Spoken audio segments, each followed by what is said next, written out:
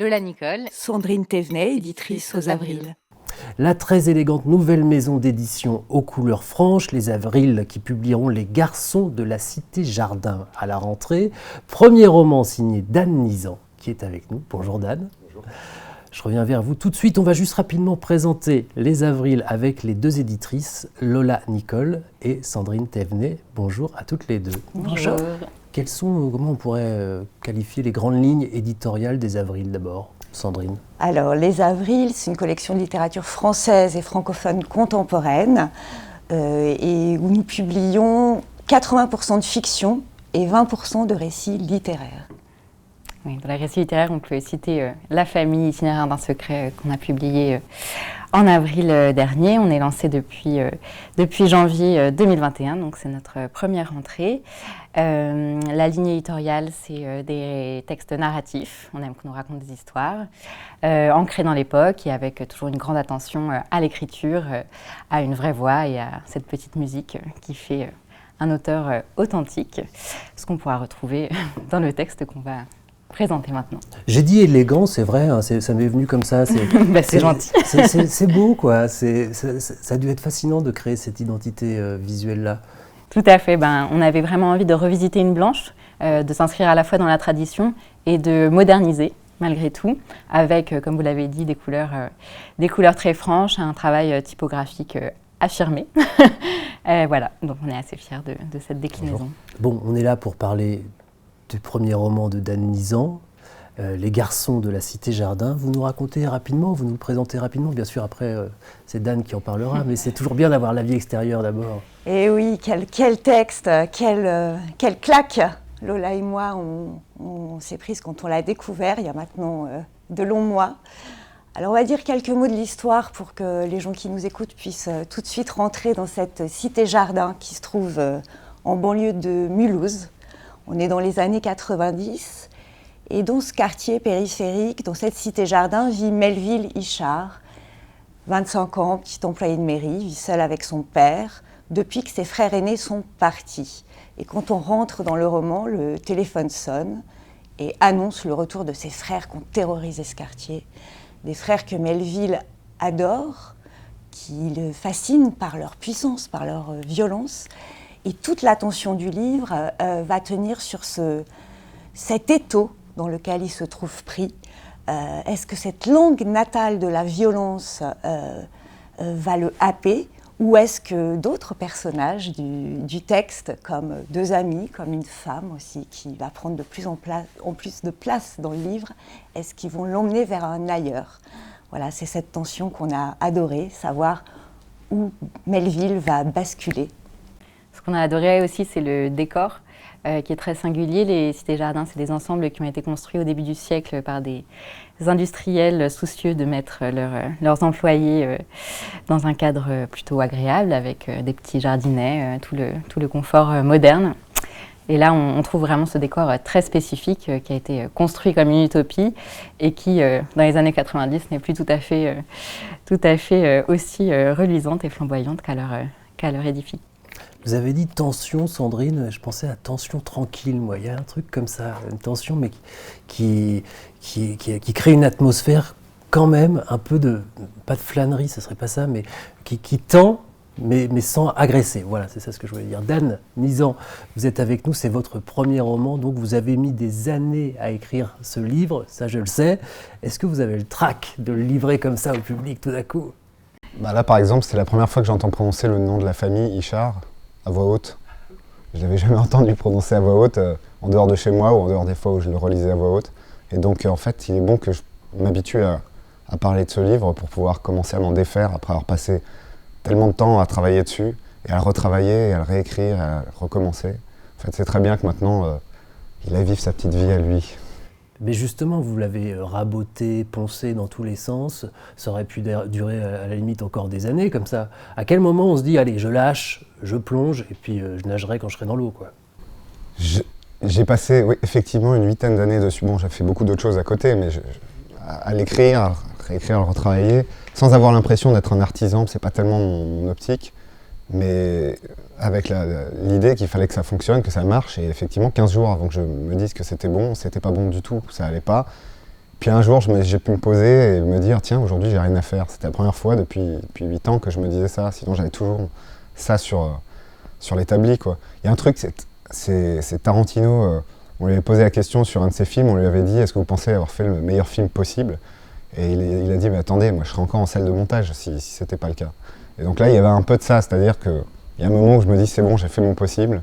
Puis là, maintenant, en fait, je peux m'en libérer. Mais le moment où il va vraiment être publié, le moment où, déjà le fait d'avoir l'objet dans les mains, c'est effectivement c'est un cap important à passer, parce que sinon on reste glué au livre, comme les personnages sont glués dans la cité jardin, enferrés dans la cité jardin. Donc j'ai vécu un peu ce que vivent les personnages, cet enfermement dans ce lieu, quoi. Mais vous dites que vous les laissez partir maintenant, c'est vrai, vos personnages, mais en fait vous les aviez déjà un peu confiés aux éditrices. Ça a dû vous faire quelque chose, c'est un petit choc aussi, le point de vue des éditrices sur votre texte. C'était déjà un premier rapport avec l'extérieur. Alors c'est toujours un choc de voir leur enthousiasme. C'est toujours un choc parce que à chaque fois c'est à renouveler, parce qu'à chaque fois quand je retourne moi chez moi ou que je recommence à vivre, enfin j'ai plus le nez dans mon texte au quotidien, mais ce moment, l'effet que ça peut faire à une personne extérieure de lire ces textes et d'aimer tel ou tel passage, à chaque fois me surprend. Donc je ne suis pas encore habitué à ce que quelqu'un se plonge dans cet univers et puis s'en empare. Et je ne suis pas habitué à avoir des retours. Et effectivement, le soutien des éditrices, c'est très important pour pas que je reparte effectivement dans une perspective de vouloir encore recommencer à le retravailler ou à le changer. Le fait que ce soit un moment dans la boîte, là, le texte il est là, on ne peut plus y toucher, c'est très important. Il y a une vieille tendance de journalistes littéraires que j'aime pas, qui disent avec un air un peu inspiré, ce lieu, c'est-à-dire cette ville ou cette maison, c'est un personnage à part entière de votre roman. Mais là, en fait, c'est vrai que la Cité Jardin, c'est un personnage à part entière de votre roman. Oui, moi, c'est vrai, peut-être que c'est un cliché, mais en fait, moi, je le vis vraiment comme ça, parce qu'elle est omniprésente. Elle est présente dès la première ligne, elle est présente dans le titre, La Cité Jardin. Elle est là tout le temps, jusqu'à la dernière ligne du texte. De façon protéiforme, parce que ça ne débouche pas sur une théorie ou sur une vision ou sur une perspective sociale ou sur une leçon de morale. Je ne suis pas du tout dans cette perspective-là. Il y a vraiment un lieu sur lequel le livre s'interroge constamment et sur lequel je continue moi-même de m'interroger, parce que je suis parti d'un lieu réel, un lieu que j'ai connu dans mon enfance, que j'ai beaucoup fréquenté, sur lequel j'ai commencé un moment à me documenter, parce que ça m'intéressait, parce que justement il m'intriguait un peu, ce lieu qui en fait était nulle part dans la culture, nulle part dans les bouquins, nulle part dans les films.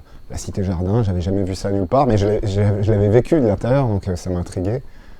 Bon, après j'ai écrit le livre et j'ai enceint vraiment mon histoire dans ce lieu que j'ai eu besoin de complètement réinventer à partir de son histoire réelle.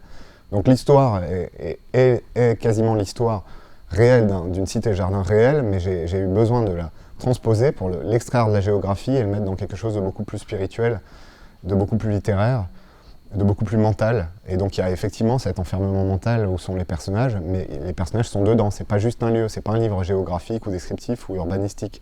Dedans, il y a des gens. Il y a des vrais gens qui vivent des vraies choses. Et tous, soit essaient de quitter la cité-jardin, soit ils reviennent, soit ils restent enfermés. Mais chacun a son histoire et chacun a sa problématique vis-à-vis des autres, vis-à-vis de lui-même et vis-à-vis évidemment de l'environnement et du lieu. Et c'était justement une limite ou c'était un confort d'avoir cette enceinte où les faire évoluer pour les regarder et puis jouer avec?